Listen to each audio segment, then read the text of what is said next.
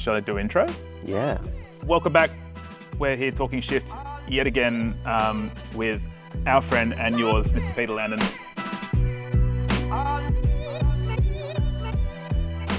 We're so grateful to have you come and talk to us because, you know, you're just a good chap to have around, and so we're really excited to be able to have an official recorded conversation because we spend hours in this place. When Pete comes in, it's not half an hour, it is hours because, again, we love talking to you. Sorry about that, guys. A very low productivity, high enjoyment. Yeah, That's when he comes around. Yeah, and which is like one of the biggest, I was going to say a function of this place. It's hardly a function of this place, but the best byproduct of this place is the people.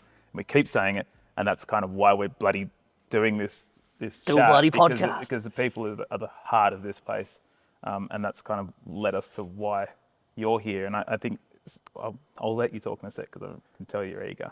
I'm just thinking my down payment really worked. But when I'll go back to my first interaction with you. Was you were picking up your mate who was getting some work done on his NSX here, and you came by and collected it and said, "Oh, you actually might want to meet Pete. He's also got a Yaris." Oh, well, anyone with a Yaris has got to be a good person. Mate, it's been 1 minute 30 and we're already talking about Yaris. And we're talking about Yaris.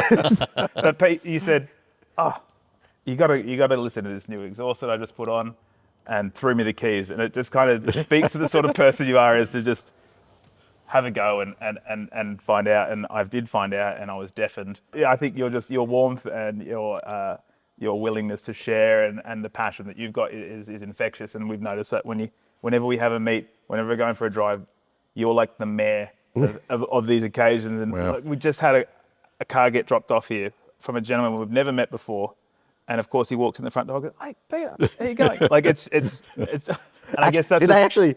Yeah. He knew. Oh, he knew. Jesus, he knew I each didn't know other. that. So I think it speaks to the sort of the open arm person you are, and you walk in with a bunch of pastries to come here today. Like, Already enjoyed that. we're flogging you to come in here and do this, and then you're coming with gifts. Anyway, We're lucky to stop have you, blowing smoke Pete. up your ass. Yeah, well, that's a hell of an intro. I don't know how to respond, but I'll do my best. For those that don't know Pete, Yeah. tell us about Pete. Well, on Joss's list, which is on the floor here, Yeah. I think he wanted me to start at the beginning, which Yeah. so my earliest memory and only memory of when I was 3 years old was I received a red Cyclops pedal car. It probably doesn't mean much to you guys, but a little tin car with pedals, and you pedal and you've got a steering wheel. So I got that on my third birthday, and I just drove that thing up and down the driveway all day long. My parents couldn't get me out of it until I fell asleep, and well, after I'd fallen asleep, they lifted me out. So that's my earliest memory about driving a car. I remember nothing else about being 3 years old. No. Probably my next memory is probably about speed, and that was about 5 years old. I had a tricycle, which again may not mean much to you guys, but in those days you had a big front wheel, two small wheels on the rear, generally a spot for a second person to stand on the rear and hang on to you. But anyway, in my memory, we lived in Tassie, and there was this big hill, and I go flying down this hill at 5 years old, with or without somebody on the back. And I guess that's kind of where my first introduction to speed. Interestingly, 20 odd years later, I was in Tassie for Tiger Tasmania, and I went to the old address and had a look at what I thought was a ginormous hill, and in reality it was a gentle slope, but kids' perceptions. I've got exactly the same memory of bombing a hill as a kid on a trike. It was a wooden trike, and the wheels were like this, and you used to look down from the top of this hill and go, "Oh, I'm going to risk my life here," and then you go back 20 years later and be like, "Oh, what was all that about? We did that with a go-kart, and now like you roll a ball down the hill and it comes to a stop. It's like, that's not a hill. So you grew up in Tassie. I didn't know that about you. Born in Melbourne. Went to Tassie when I was 2 months old and was there until I was 7, and then moved back to Melbourne after that. And whereabouts in Tassie? Sandy Bay. Okay. Oh, beautiful. Yeah, south of Hobart. Yeah, starting spot. Near the casino. Yeah. I was too young to go, but... Yeah. And what took your parents to Tasmania? I'm not sure. I think my father, maybe because my father actually worked at the casino. Yeah. Yeah. So maybe he went there for work. Yep. 2 months old, I don't quite remember the reasoning. Yeah. But ultimately my parents were divorced when I was 7, and that was the prime reason my mother moved back to Melbourne.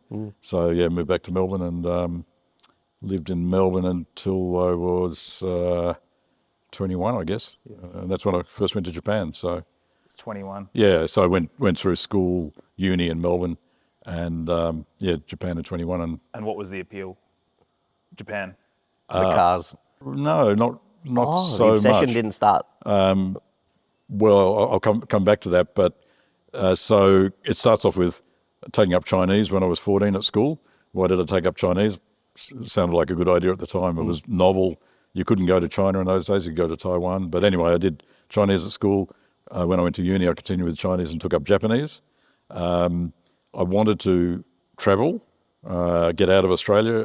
I had a lot of overseas friends from Europe and whatever. Anyway, I was keen to get out of Australia. So finished uni when I was 21, and pretty much that year was on a boat to Japan. Boat. Yeah. Well, in those days, a boat was cheap. I had no money. Yeah, yeah. So a boat was cheaper than flying. There were no direct flights to Japan. You had to fly via Philippines or Hong Kong from memory. So this was a 5-week trip on a boat. It was half cargo, half passenger. So it was like a 5-week party. It was brilliant, and only 400 passengers. So a relatively small ship, and arrived in Japan 5 weeks later. What year was that? You were 71. 71. Yeah. Wow. Epic. Yeah. Another world then. Yeah, so in terms of cars, I always loved cars. When I was young, there was nothing terribly fantastic, but I always tried to probably buy something different or fast or whatever within a limited budget. So I had things like before I went to Japan, I had 2 rotary Capellas, Y2, because you had to get rid of them when the seals went. Yeah, I mean, great looking cars and fast for their era. I had an RS Camaro, a '68 Camaro, chopped with a chop top. What else? Triumph Dolomite. A lot of old crappy stuff. Weird and wonderful. Yeah, weird and wonderful. I got my license on my 18th birthday, which was I don't know if it still is, but in Victoria it was 18. And I borrowed a friend's Mini, and I was late. In those days, you went to the police station, and you had to have a licensed driver, which in this case was my stepfather, and then a licensed tester would sit in the car, I think either in the passenger seat or in the back, I don't recall, and then you do whatever he said, and if you passed, you paid some money and you got a receipt.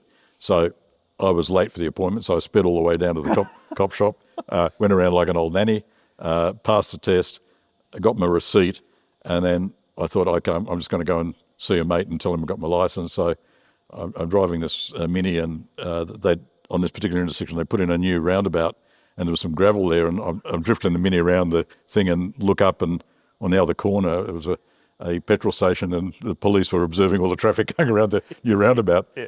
So the cops pulled me up, and he said, show me your license. So I gave him the receipt, and he looks at the receipt, and he said, how long have you had this? I said, 20 minutes. And he said, if you don't slow down, you won't have it for another 20 minutes. So that was my... Nearly the fastest person to ever lose their license. I see photos of you skidding. You too. This is a pattern. Yeah. Start young.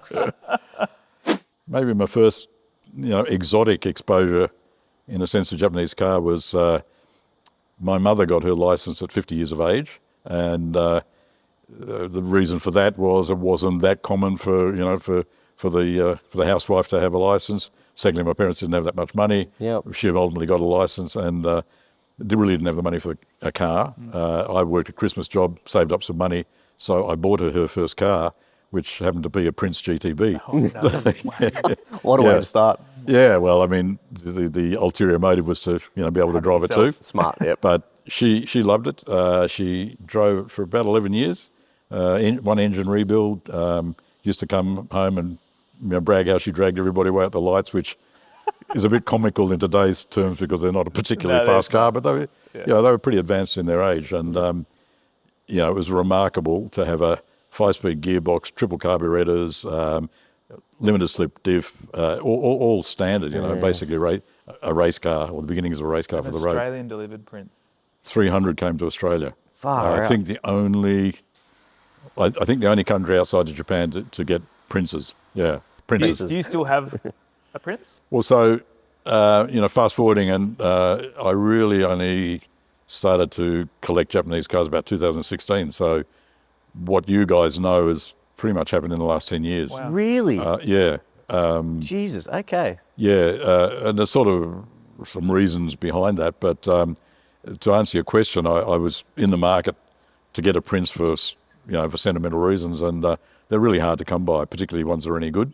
Of the 300 that came here, it's estimated there might be 60, and maybe 30 or 35 that are road going. So, I suppose you could get one from Japan, but they probably are not much better, and maybe there's no price advantage trying to get them out of Japan. I don't think I've heard of anybody bringing Princes from Japan. I've heard a couple going the other way, from Australia back to Japan. I was looking around, but generally they don't come on market. It's word of mouth. Interchanged. Yeah. But eventually one did come on the market, and I was the second person to ring, and it wasn't an original colour. I didn't particularly like the colour, but I thought, well, maybe I can change that.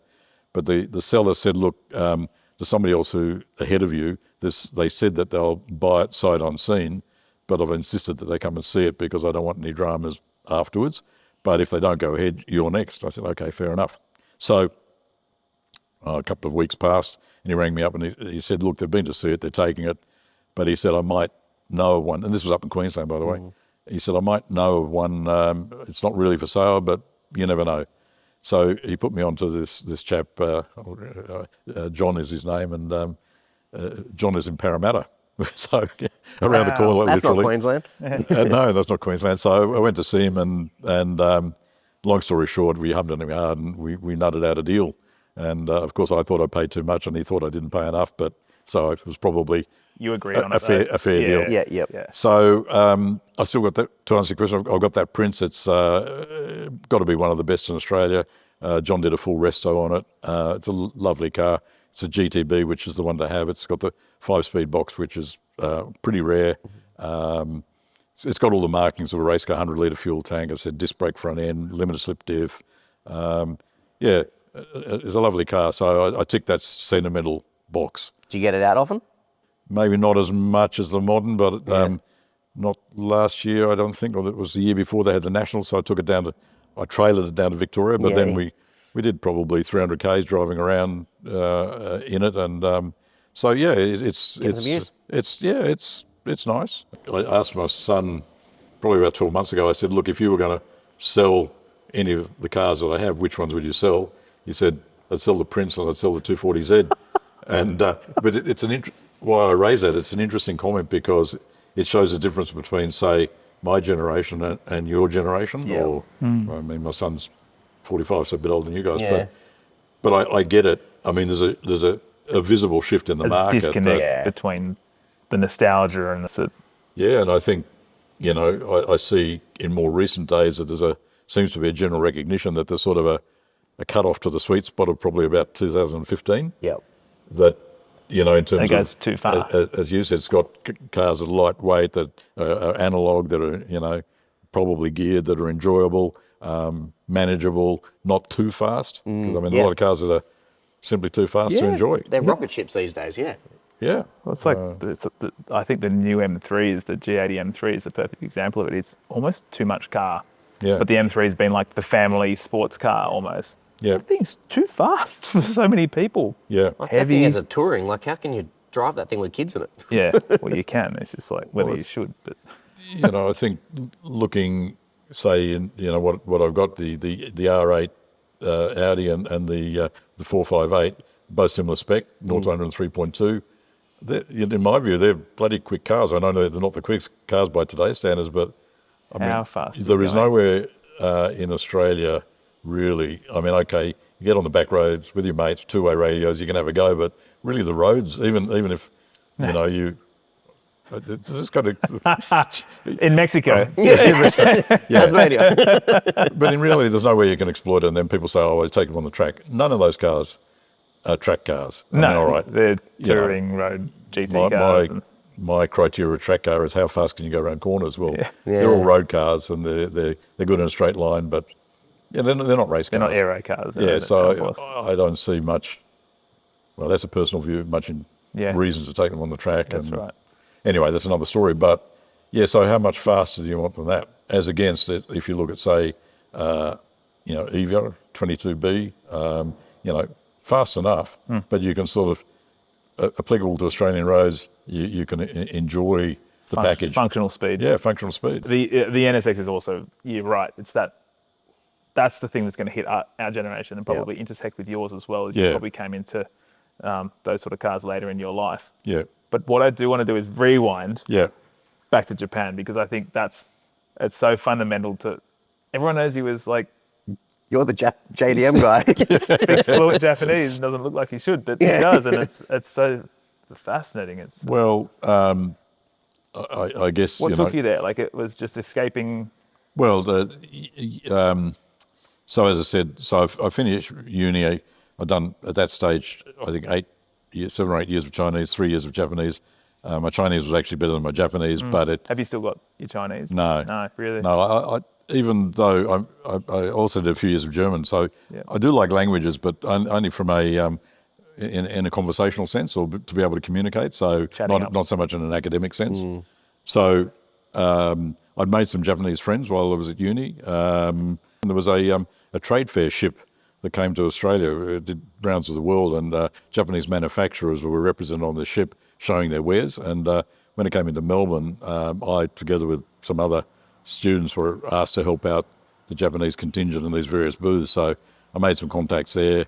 That was fun. But anyway, it just seemed like a good idea. I could go to Japan. So, as I said, went by ship when I was 21. So arrived in Tokyo, and despite 3 years of study, it was really hard to string a sentence together. So spent 12 months there studying and working. Had sort of a breakthrough at about 6 months in, because I was sharing an apartment with a mate that I went with. We sort of started off in separate places to live to start with. I knew that's the way it transpired, but we both were jack of that, so we said, yeah, let's get a place together. So we did that. Anyway, 6 months in, he said, he said, you were talking in your sleep in Japanese. And I thought, it's in there. That's so, cool. but that was a real sort of a game changer. And it's intriguing, because hard to imagine for anybody who's been to Japan now. The last statistic, I was there recently, 40 million tourists in the last 12 months to Japan. And the whole population of Japan's 120 million. So 1/3, population. Probably half of those are Aussies. Yeah, but when I went Japan. there in Tokyo, walked down any street and people stared at you, because not to say there were no foreigners, but you were a rarity. And it sort of, it got to me. You had periods like, why? You knew why people were looking at you. It was because you were a rarity. Well, as far as I know. But it's You're pretty rare. Pretty rare. So you sort of go through this, rationalisation process. Oh, yeah, it's all cool. But, at the end of the day, I think people actually, you think you want to be different, but you actually want to fit in. Absolutely. So now it's kind of ludicrous, because you can pretty well go anywhere in Japan and nobody looks twice. But back then, it was a very different Japan. I mean, everywhere was different 50 years ago. It's actually 55 years ago that I first went. I mean, Japan was a magical place, because, they come out of the war basically on their knees. And so it was probably, 20 odd years, I guess, after the war. But Japan was really thriving in terms of innovation. So you had massive stuff happening with cars. I mean, going from Australia, where the average Holden was, 3 gears on the, three on the tree, and drum brakes all around, and no performance. You go to Japan, twin cam engines, 5-speed gearboxes, limited slip diffs, and triple carbies. Just magical, jaw dropping. Yes. The month that I arrived in '71, the 2-door Hako was basically released to the market for sale. It was announced the year before, but so that seeing a car coming from factory with rear flares and mind blowing. Twin cam engine, As and a young fella as well. Yeah. So coming back to your question about the taste for Japanese cars, but probably at the time, I mean, the move that I did make was with motorbikes. So I knew about the 750 Honda, because that was big news worldwide. That came out in '69. So when I was in Japan, family friends offered us a little Honda Dax. So the two of Westerns used to go around Tokyo on this little Honda Dax. Anyway, we graduated from the Honda Dax. I bought a 750, second hand, and rode that around. brought that back to Australia, went back in 74 and bought another one, brought that back to Australia. And I was thinking about doing it as a business because in those days it was before ADRs. There was no import duty. While I was thinking about that, a lot of the motorbike dealers jumped on that bandwagon. They were importing a lot of bikes from Japan until they brought in the ADRs, and that pretty well killed off. Then they probably brought in the ADRs to kill off that business. Anyway, I didn't do that, but I mean, back to the story of the innovation that was happening in Japan. So motorbikes, I mean, you had the 750, then you had the Kawasaki's response a couple of years later, the Z1, which was 900 twin overhead cam engine, and then the Kawasaki triple two-stroke, the so-called Widowmaker. But sensational, bike development, and Honda racing at Isle of Man, and without going into that, just incredible. The cameras, I mean, unbelievable stuff happening with cameras. It was, obviously you had Nikon has probably always been number one. Back then, probably number two was Konica, which has disappeared. I think was bought by Minolta, which has also disappeared. But they made very good stuff. I mean, I bought a Konica camera. It was the first fully automatic single lens reflex. In other words, you could set speed and it would choose aperture, or choose aperture and it would set speed. So that was, I mean, it sounds like nothing now, but that was a big development back then. First direct drive turntable by Pioneer or Techniques. And Akihabara, which now all the present generation know for anime and that sort of thing. Back then, Akihabara was just a hive of, hi-fi, stereo, innovation. You go down there and there was just hundreds of manufacturers. A lot of them have disappeared, but you go down there and you find something different every time. I mean, it was amazing. So really exciting time to be in Japan. I guess the seeds, I mean, of the Japanese thing were always there, but my interest in cars is right across the board. It has always been. I mean, I think there's very few cars that I don't like. I mean, there are some, look at that, I don't fancy that, but, I haven't owned a hot rod, but you can get it. I could have, I get it. And I could own a hot rod, maybe a particular one that I like. Hakko's a bit of a hot rod. Low rider. The Hakko's sort of a Japanese hot rod. That's right. Yeah. I get it that people like cars for different reasons. And so my journey went down many roads. I don't know if you want me to, I can talk about that journey and why ultimately then I started to focus on Japanese cars. Well, I think, again, from what we know of you, is it is so much more than just cars. And like you were saying, you're interested in cameras and sound and all these things, and they're probably exactly what shaped you into who you are as well, because we all know that those 20s are so formative. They're the best years of your life. Absolutely. And you were in a place that was so far from home and was burgeoning with all this amazing kind of innovation and activity. But there were some things that you did in Japan that kind of held you there for a little bit longer, and I'm equally as intrigued about your businesses over there, and then we can probably go into the cars as well. Cool. Yeah, really cool. I thought you'd been talking to some old girlfriends. I have got some dirt on you as well. No, this is not reference checks. But if you, what did you do for work in Japan as well? Because I'll get into the cars, but they're fine. Well, in those days, it was actually really hard to find work for foreigners. So the common work was teaching English. And there was plenty of demand for that, and the wages were enough to survive. So what I did initially was I was studying Japanese in the morning and teaching English in the afternoon and evenings. Then I was approached by a Japanese guy.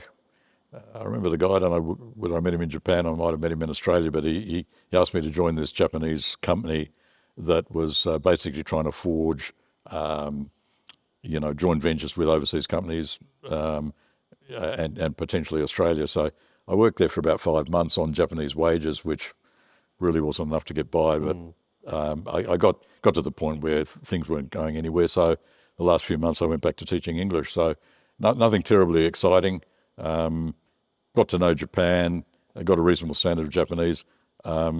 Basically fell in love with the place. The remarkable thing is, and to this day, it holds true, Japan is such a different place that you go through this sort of, transformation, I guess, where you don't kind of realize it at the time, but it took me quite a while to adapt to Japan. And then ultimately, after 12 months, I left Japan. I went to Europe for 6 months. And when I went to Europe, I found it really hard to adjust back to the West. And, I had to go through that sort of adjustment period. But I think where I am all these years later is just a mishmash of, logically a mishmash of all of that. And it's sort of intriguing. I scratched my head, and without being smart, I just wonder why it took 50 years for the rest of the world to wake up to Japan. Oh, yeah. I still think that.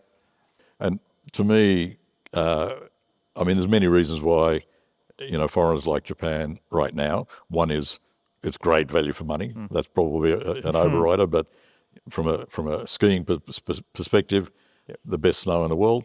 The food is overall probably the best in the world. I mean, there's more Michelin star restaurants in Japan than even France. I think there's 300 odd Michelin star restaurants in Japan. The irony, isn't it? And you don't have to go to Michelin star. The food quality in Japan, it's recognised by Western chefs as probably being the number one culinary place in the world. Culture, to me, this is probably a personal observation, is that I reckon a big thing is mutual respect.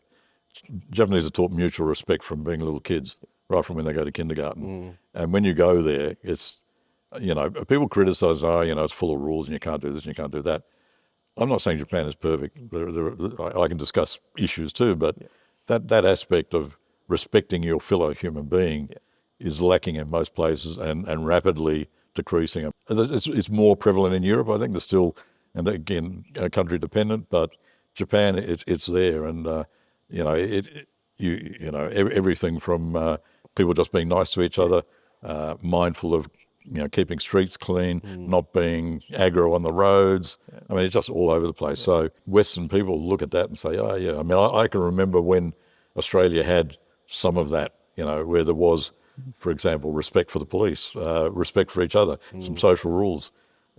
Sadly, A lot's changed. yeah, a lot's changed. Japan still has that. I don't know. I think Japan's very, tenacious, so I think I'll hang on to it. But I think it's for all those reasons. Westerners go there and they think, soaking up, this is pretty good. yeah, it's pretty good. Yeah. So what did you bring back home from Japan? So when did you move back? In the first time? Yeah. Okay, so what I brought home, I had no money in those days. I had probably a little bit that I'd made with Christmas jobs. Yeah. So my girlfriend, Aussie girlfriend of the day, her father kindly lent me some money for the ship fare. Yep. So that's how I started off. So I had to work in Japan. I worked in Japan, saved some money. To answer your question, so I bought the 750. I bought some hi-fi gear, bought camera gear, some of which I took to Europe with me.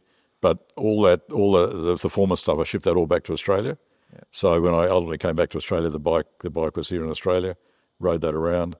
So I basically came back broke. Yep. That's a sign of a good trip. Well, yeah. As I back to Melbourne as well. I travelled around a lot of Europe. So from Japan, I took a ship to Russia. Went across partway by Trans-Siberian.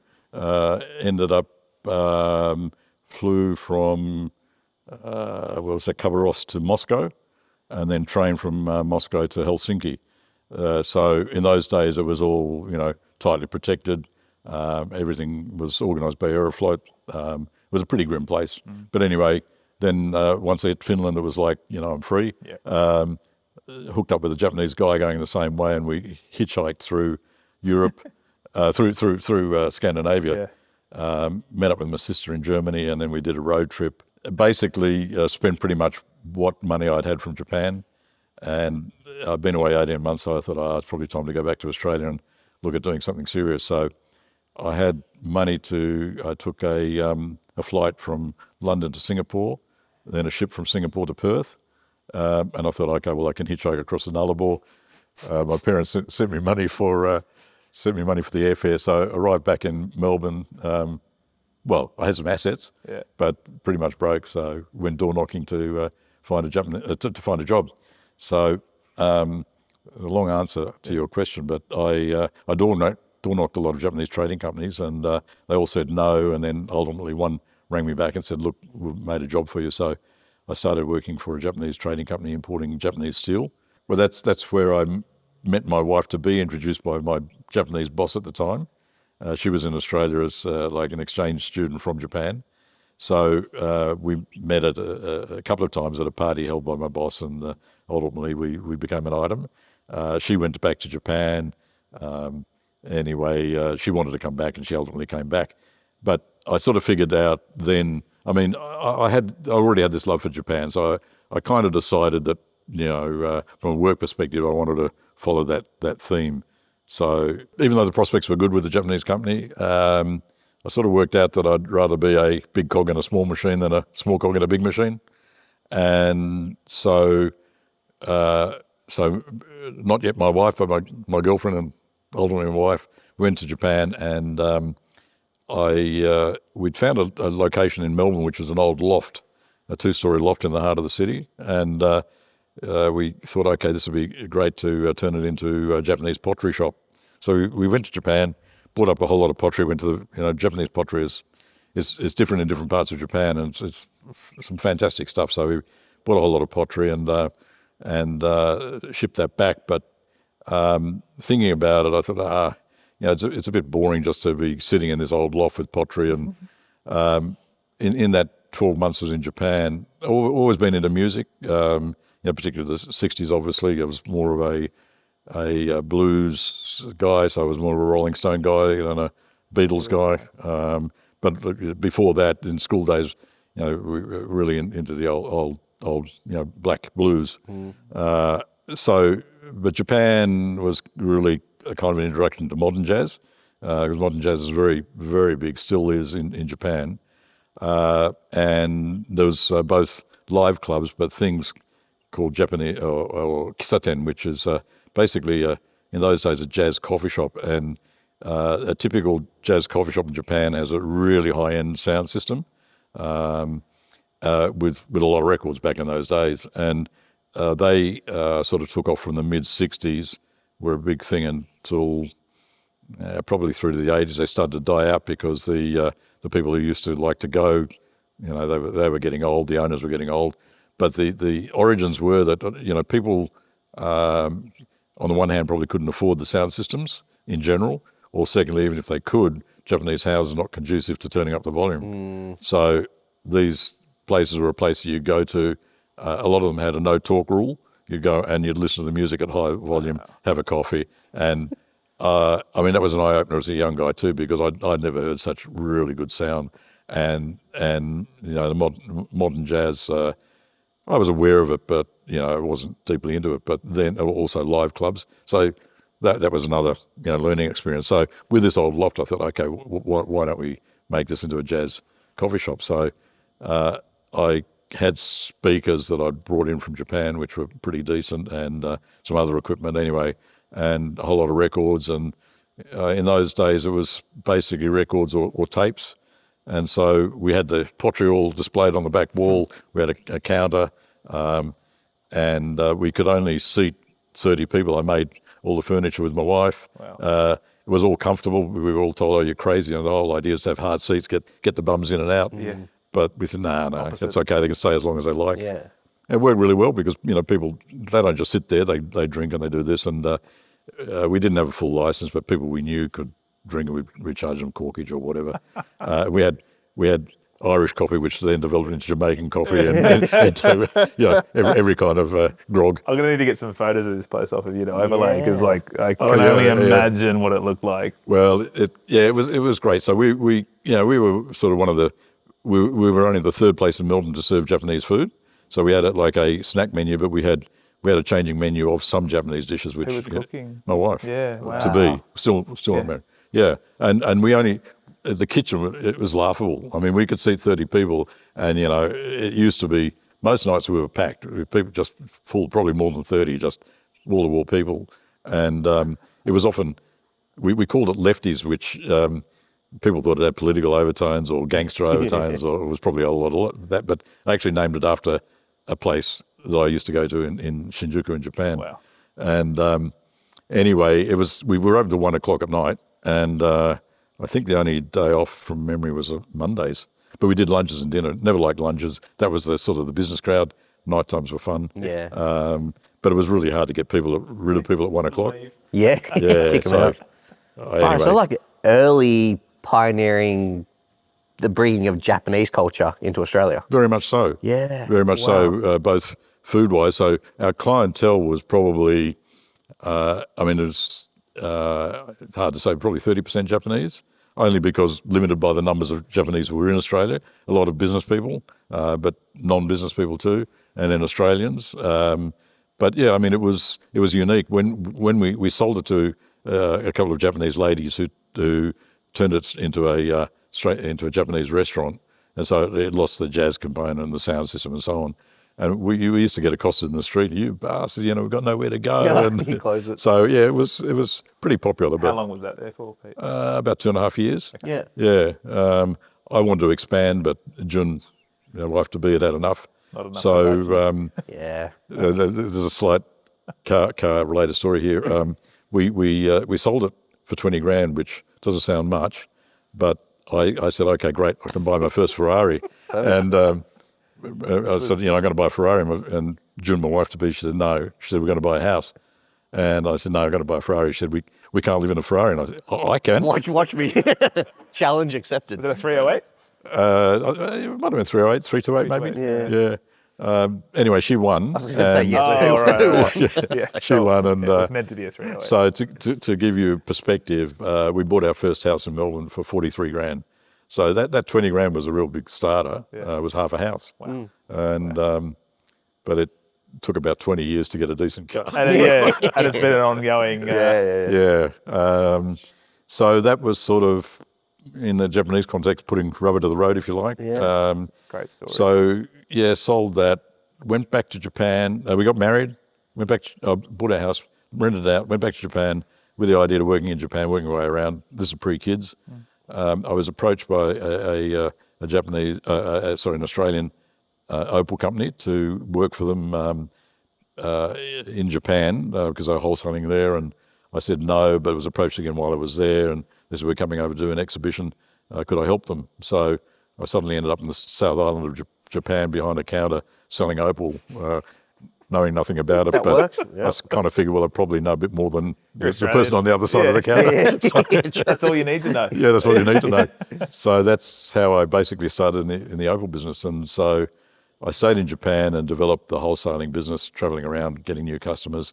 They'd send goods over. I'd go around, not door knocking effectively, but building up the clientele, which is good from a Japanese. So then they're a Melbourne-based company. They decided to open up in Sydney. So wife and I moved back to Sydney, and I managed the retail shop in the heart of Sydney. So I was probably with them for, 2.5, 3 years. There was a Japanese chap who was married to an Australian girl. He'd been with the company longer than I had. But between the two of us, we serviced the Japanese market, and then we were doing retail because they were looking after Japanese tourists in Melbourne to start with, then Sydney. But he said, look, I want to leave the company. Would I consider joining him and doing it ourselves? And that was kind of a difficult decision because Jun was pretty much, I'd say, about 7 months pregnant at that point. Yep. And I was on a reasonably good wicket. Anyway, I discussed it with her, and I said, what do you think? And she said, do you see yourself stopping here long term? I said, no. I don't really like the guy, and the Japanese guy didn't like the guy. And she said, well, if that's the case, better to go sooner than later. And I thought, okay, let's do it. Yep. So we resigned at the same time to go in opposition. So you can imagine that was... Ooh, that would have gone down well. Yeah, it didn't go down well at all, and not least of which, again, we didn't really have a lot of capital to start with. So we hit the road running at 1 million miles an hour. One foot in front of the other. Yeah, and we didn't. The logical place to start was Sydney because that's where the bulk of the tourism was, but we didn't have the money to do that. So again, retreated to Melbourne. So I moved back to Melbourne.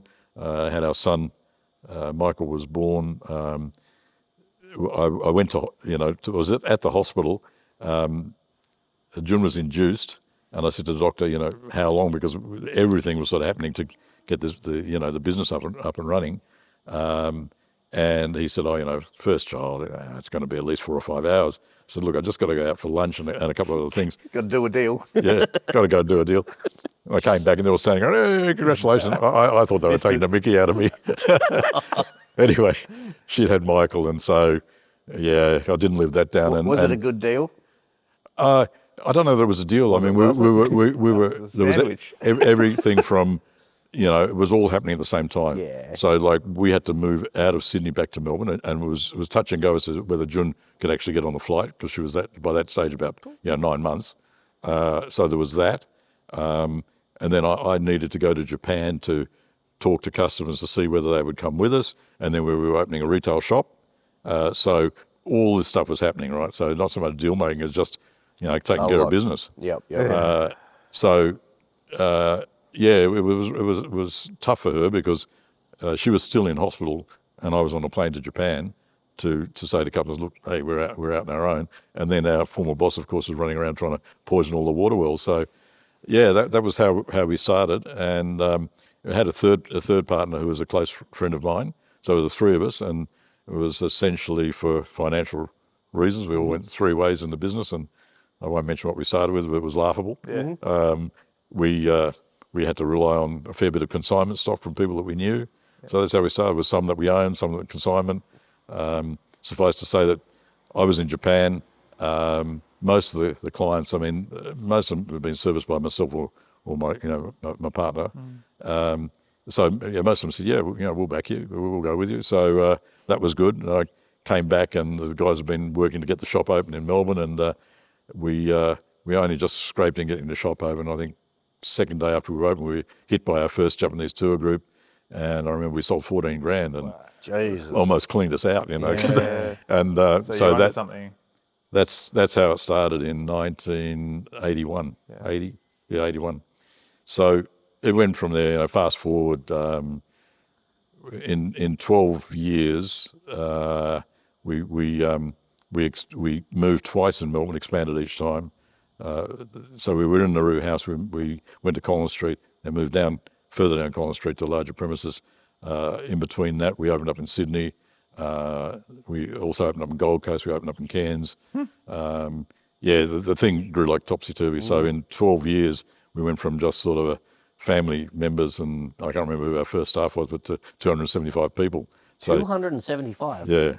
I mean, the Opals that was the prime time, wasn't it? Like Wow. 90s. Well, it was. The Opals in particular were wholesale, on the wholesale side, but we also had three sections: jewelry section, which was predominantly opal and jewelry, but then we had souvenirs, and then ultimately we had duty free, but duty free geared to mostly Japanese clientele, not so much to Aussies leaving Australia. Yeah, so I mean, it was just mad. 80-hour week for 12 years.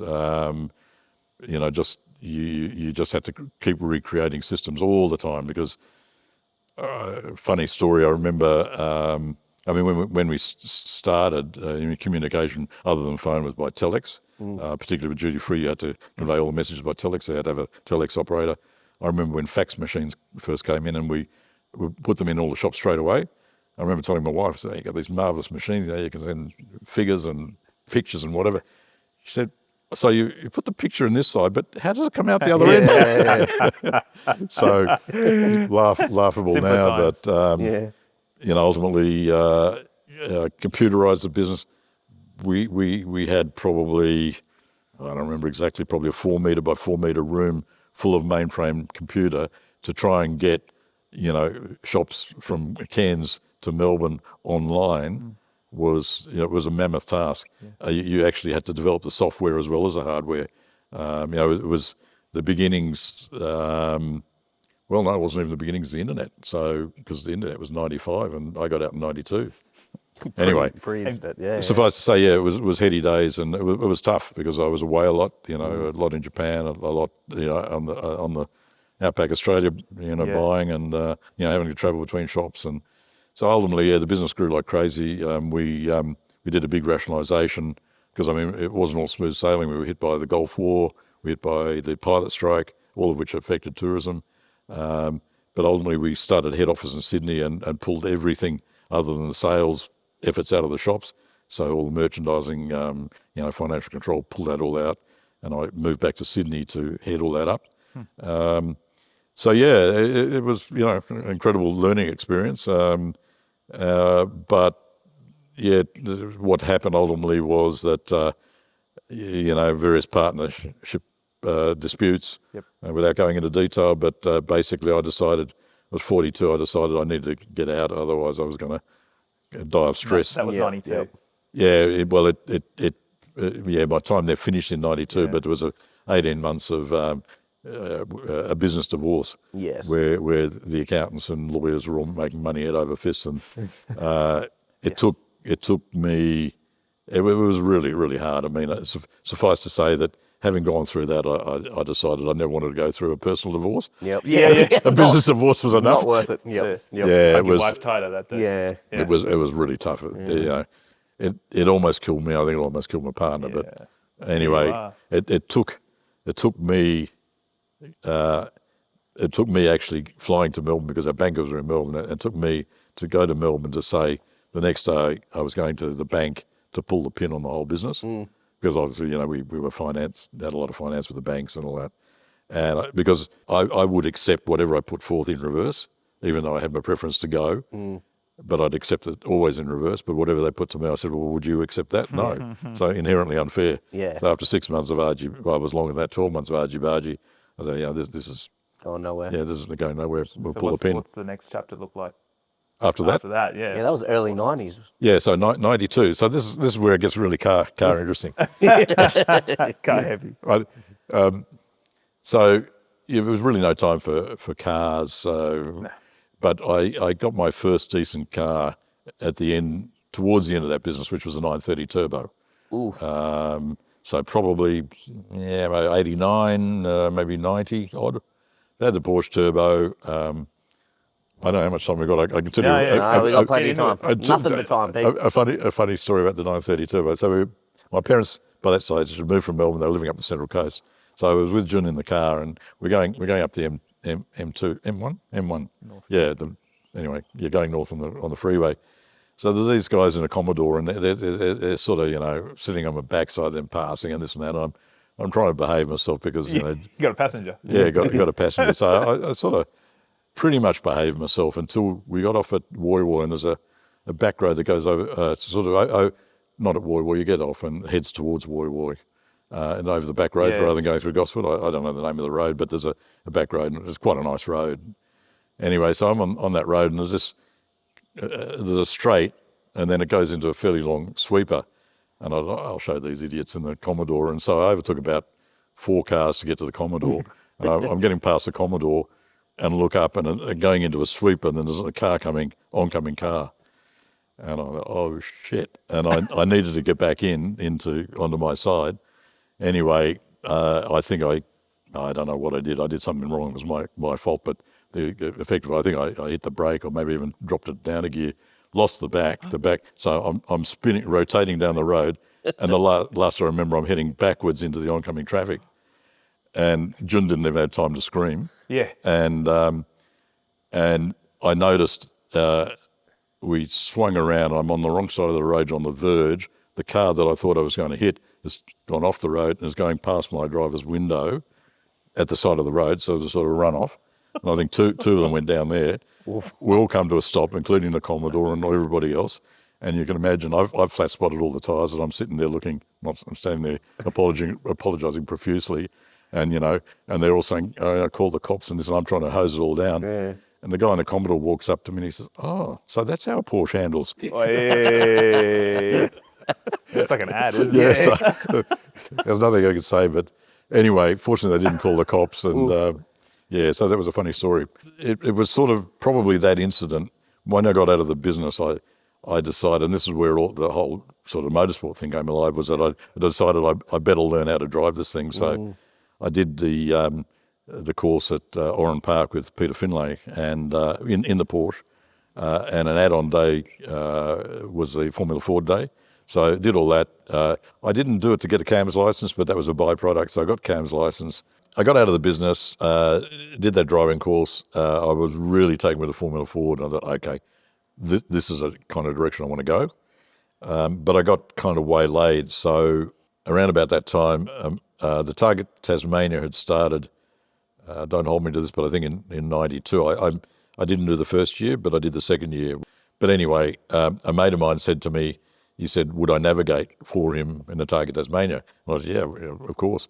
well, that was in a 1936 Alvis, which in those days was it was just like a movie set. I mean, some of the cars that were running, there was like a 27-litre engine Delage, there were 2 SS100 Jaguars, and a Bugatti. These are all going for broke and racing each other. So ultimately, those sort of cars tended to phase out because it was you can imagine 5 days of competition for those sort of cars was very hard. But anyway, it was pretty magical. I mean, the Alvis itself was a 100-mile-an-hour car. We had no seat belts. So I'm navigating. So I'm hanging onto it's an open car. I'm hanging onto the top of the windscreen with my notes, and this guy, didn't hang about. So we got through it. We actually won the prize for the car that had the most amount of trouble, but still finished. But that was when I decided, buggers, I want to drive. So I bought my first race car to be, which was a Mini Cooper. And the next year I did the Targa in the Mini. And I did it a number of years in the Mini. I did Classic Adelaide a number of years in the Mini. I can talk about, there was various things with that, but we'll sort of fast forward. I did Targa in the Porsche 1 year, launched it into a paddock. We were running 16th outright, launched it into a paddock.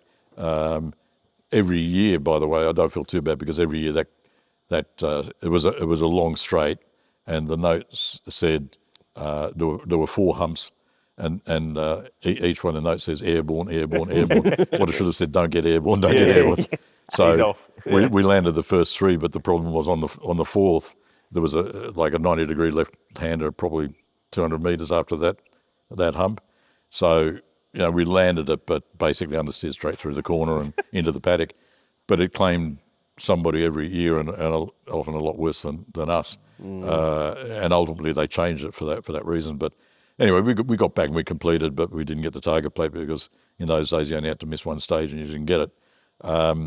So that was the year. But ultimately at Targa I did 10 times. I don't know how many. I did in a Lotus Elise. I was the first person to race in Elise in Australia, both circuit and probably tarmac rally. There's a whole other story because as a result of that, the cars I like are lightweight, nimble cars. And so Lotus really ticked that box.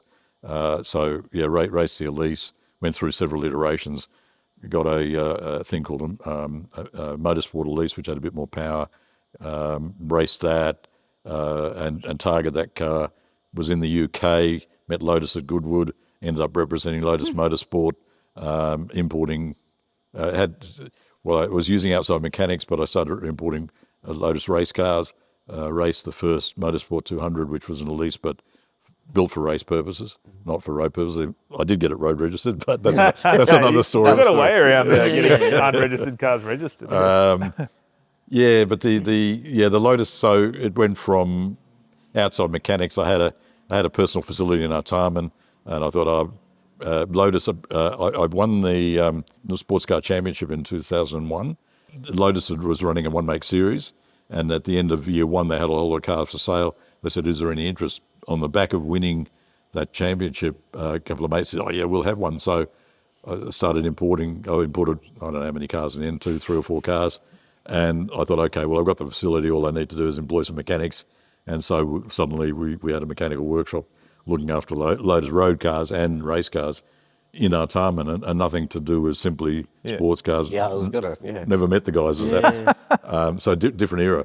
But so that was sort of an interesting development. But so as part of that, I then bought a 1964 Lotus Elan out of America, which had been built as a replica of a 26R. Lotus only made, I think, 50 26Rs for the purpose of going racing. So they were an Elan, but super lightweight, like alloy gearbox housing, alloy diff housing. The donuts have been replaced by spline drive shaft, close ratio gearbox, super lightweight, about 650 kilo. So this car was built as a faithful replica. It had never raced. I brought it out, we fettled it, and I did a number of events. And I mean, sounds like I'm crowing, but for whoever's seen this, probably my point is what I personally think is interesting. I mean, I started racing at 42, went like a man possessed for 20 years, both circuit racing and and rallying or tarmac rallying. Driving those demons away. Well, I think in a sense I suppose I don't want to say it's never too late, but you can start late. Yeah. And if you put the effort in, it's probably surprising how far you can go. And be successful. Well, I mean, in that little land, and this is my greatest crow. We actually won a tarmac rally event in New South Wales, which was the same as a Targa. So 5 days of competition, 30-odd stages, 300 cars. We won it outright in that Elan. Wow. And beat every Porsche. Yeah. And they're always the main contenders. I went from there, then got out of tarmac rallying because I'd survived 10 Targas, 5 Classic Adelaides, East Coast Classic, Cannonball Run, a lot of events. I mean, a number of stages. All those events, other than the Cannonball, it was not with the same navigator, but had the same navigator. And I was just thankful that I didn't kill him or myself. But in particular. So I thought that's enough. Most of the cars I raced were not safe, like the Mini, no protection. The Lotus, no protection. I mean, the old one. So then I focused. I went from sports. I was circuit racing Lotus, but then I went to historics and went to open wheelers, which is what I said I was going to do. So much safer. Well, it is still safer because on tracks you got runoff most of the time. I mean, you can hit walls, but it's safer than hitting a controlled tree. Environment a lot more as well. Yeah. So I got a rolled RT1 and started focusing on that, and I really enjoyed that. I mean, in my view, there's no better car for circuit racing than an open wheeler. Everything else is. I mean, I'm not being nasty, but everything else is a compromise.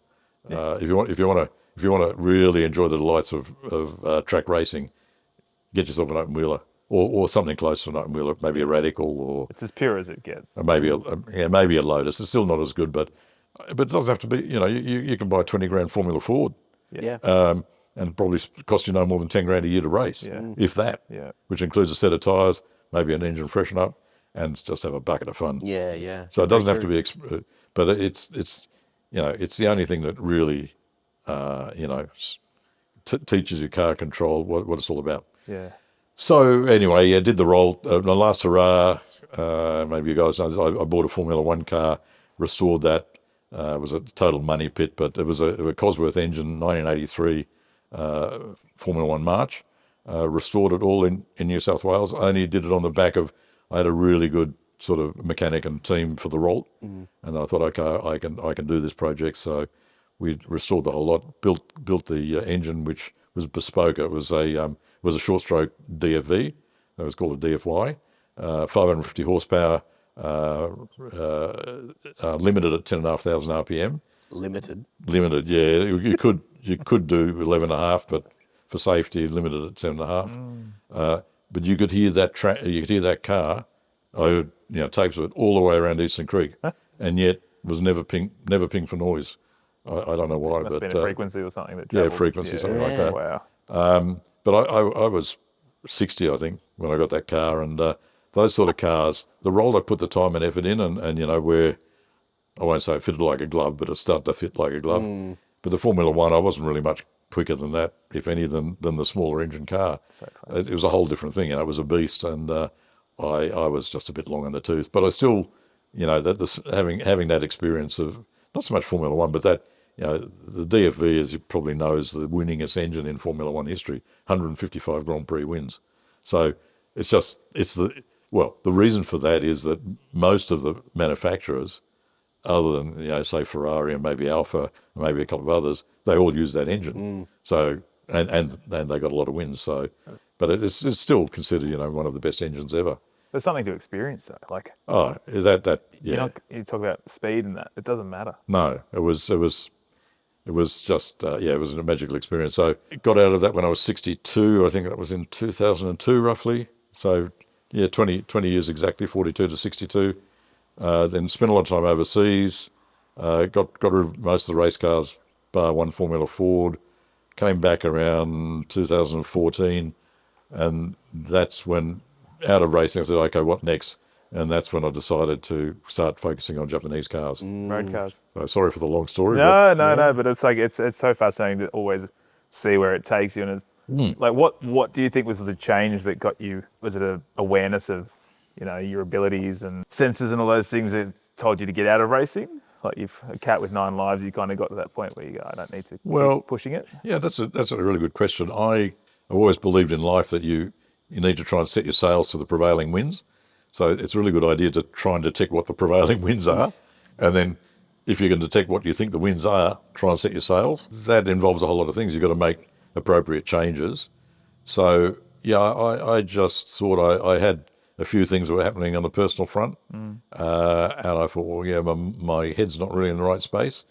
And if you're racing a demanding vehicle, let's say, you ideally you need automatically shut everything out. You've got to be in the zone. I mean, it's the same with any sport really. If you've got a skill level, you get in a magical spot, the zone, and where you shut everything out. I mean, going back to the racing days, the scariest part of any event, in my view, is sitting on the start line, wondering, am I going to get away cleanly? But once you get away, and you can't worry about it too much. I mean, I'm not saying I sat there, excuse me, shitting myself, but that was the only thing I worried about. I mean, because once I sat in the car with the helmet on, I said, righto, this is Tunnel it. vision, I'm relying on what skills I may or may not have. Through that process, I noticed that, when you're really on the money and you're racing, sort of wheel to wheel, and whether a sports car, open wheels or what, you're not thinking about, hey, what do I do here?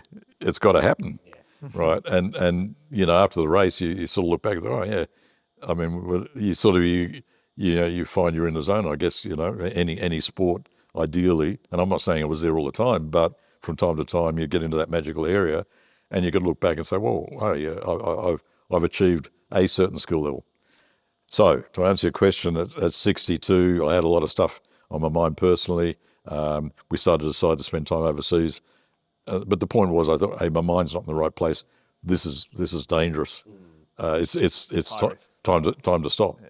And I've had 20 good years, and and you ticked a lot of boxes. Ticked a lot of boxes. Yeah. Intriguingly, I have to admit, having decided it was a race at Eastern Creek, I qualified third in the F1. Got away, got around to turn 5, where you come over the hill. It's actually the corner that claims the most amount of cars. The reason being that the wall is very close to that corner. It's slightly off camber if you get it wrong. Anyway, relatively cold tyres, got on the gas a little bit quick and put the car into the wall on my last race. So that wasn't the decider. I mean, I repaired the car and ultimately was sold back to the UK. But the point was that I just said, well, I've had 20 good years. Passion for cars was still there, but then we spent quite a bit of time overseas. So there's, sold the cars off progressively. Came back, sort of mid 2014 or so. Had a big shed, and thought, well, got to fill it. Got to fill it. Yeah. I mean, the Japan theme had continued, with lots of trips and Japanese friends and so on. So the theme was always there. In fact, I never raced a Japanese car per se, but that's when I started. So the first car I bought was a 510, two-door 510 out of Kansas.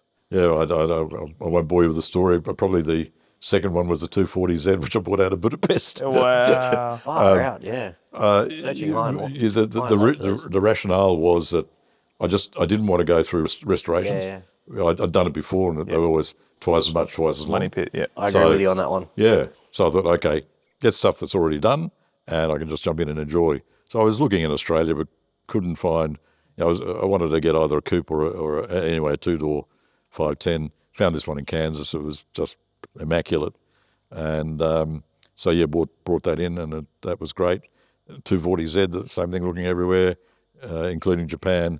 Saw this one advertised in a English magazine with a Hungarian telephone number, but it was written in English, so I figure, they probably speak English. Yeah. Shoot your shot, yeah. But the photos were such that I thought, well, if the thing's as good as the photos, this is a no-brainer. And so I rang them up, and they said, yeah, it's for sale. And the story, what transpired was that it's originally an American car that started life in Arizona, so dry country, was sold to.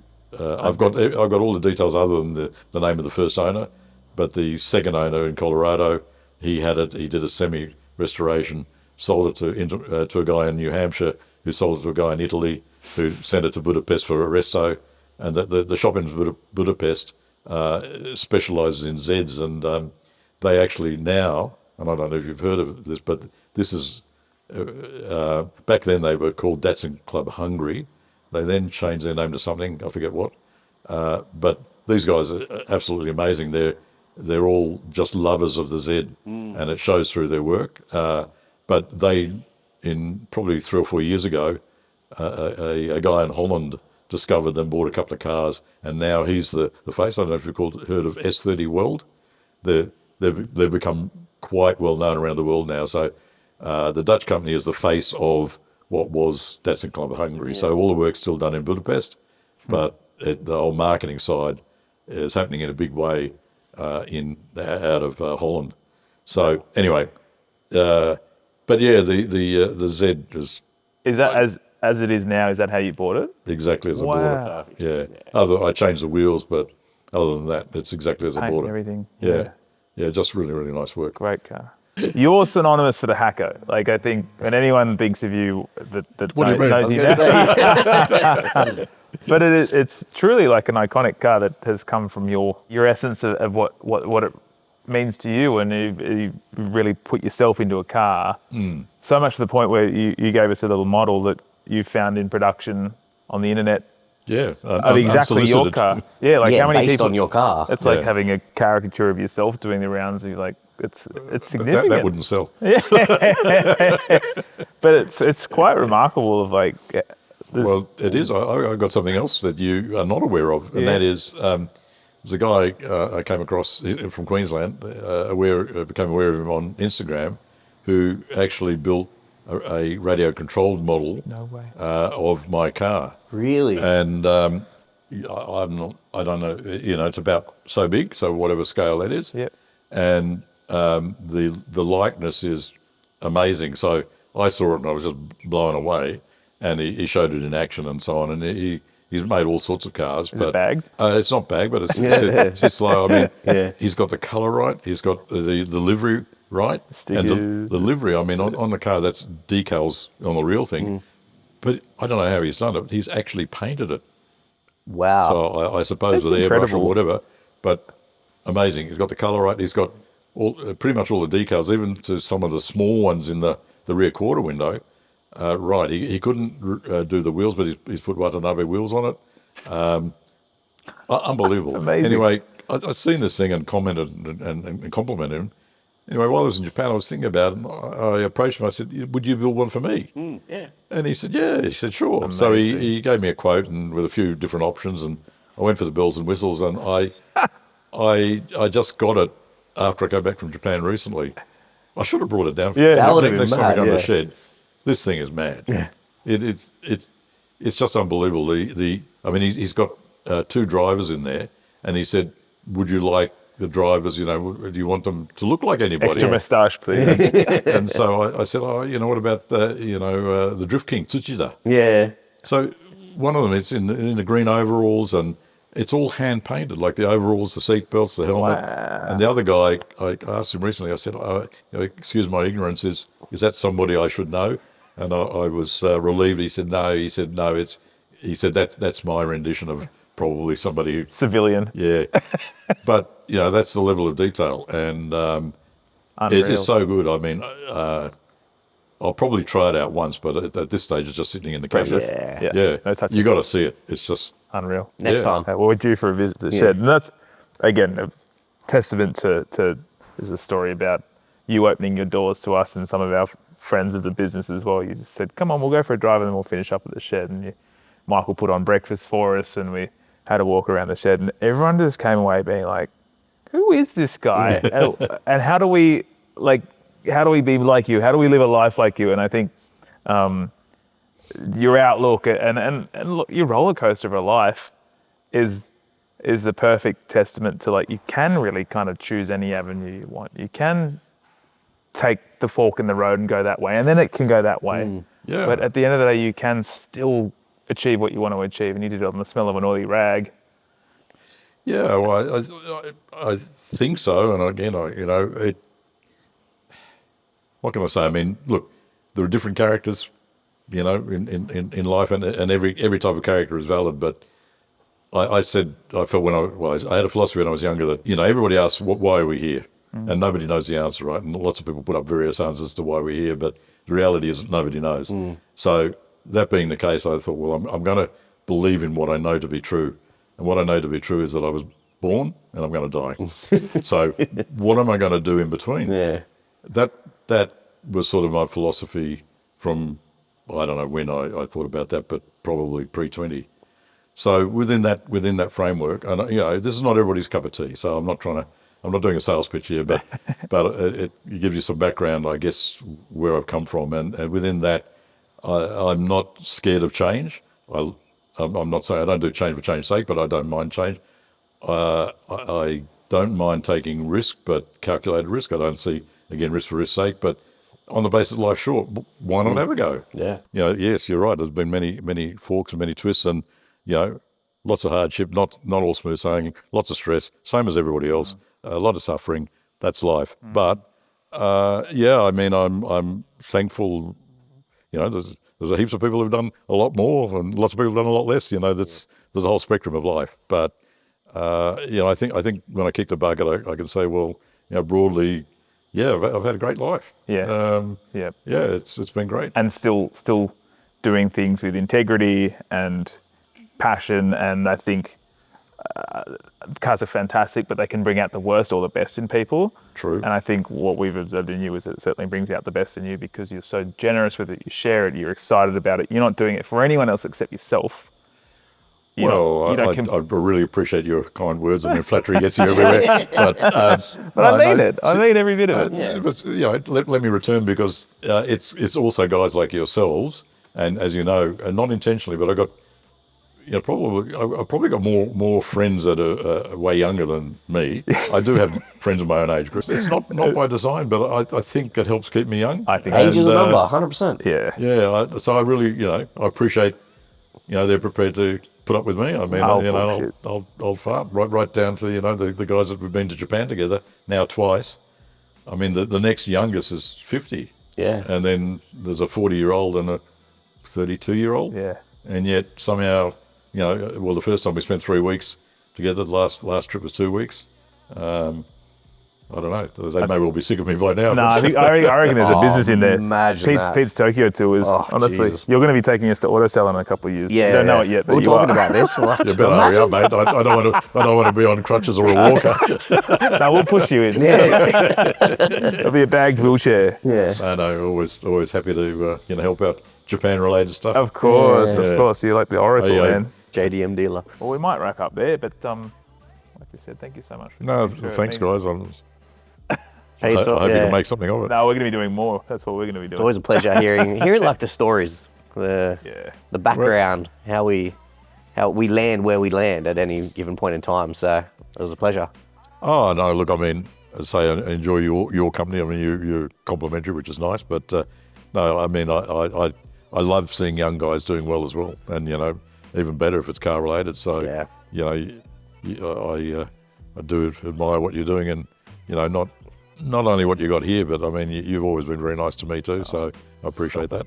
So thank you. Part of the Stash family, mate. We're getting mushy here. Yeah. We are. Thanks, Well, mate. you started. Yeah. I'm king of mush. Thank you, Pete. No, Appreciate thanks. it. Cheers, mate. Thank you. It's been good. Thank Thanks, you. Pete. Thank you. Thank you, mate. Cheers. Pleasure. Thank you for watching. You can catch us on YouTube, Instagram, Spotify. I guess we'll get on at some point. You can find Pete on Instagram as well as at Down Under Koosha. We'll chuck that up on an overlay, and we'll see you next time. Thanks, Bye-bye. guys. Thanks, Pete. Perfect, mate. Yeah, good one.